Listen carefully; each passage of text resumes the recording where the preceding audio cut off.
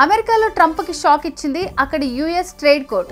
ప్రపంచ దేశాలతో వాణిజ్యాన్ని నియంత్రించే అధికారం అధ్యక్షుడికి లేదు. ఇలా చేయటం రాజ్యాంగ విరుద్ధమే అవుతుందని మొట్టికాయలు వేసింది.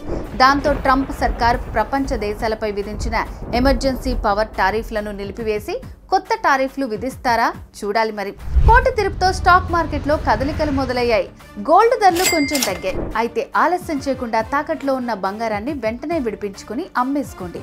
అప్పులు అవసరాలు ఉంటే తీర్చేసుకోండి. దానికి మీరు చేయాల్సిందల్లా శర్మ గోల్డ్ కంపెనీ వారికి కాల్ చేయటమే. మీరు ఇలా కాల్ చేస్తారో లేదో అలా మీ ఇంటికి వస్తారు. మీ వివరాలు అడిగి తెలుసుకుని వెళ్ళి తాకట్లో ఉన్న మీ బంగారాన్ని విడిపించి ఆ రోజు ఆన్లైన్ ధరకే కొనుగోలు చేసి మిగిలిన అమౌంట్ని మీకు ఇచ్చేస్తారు.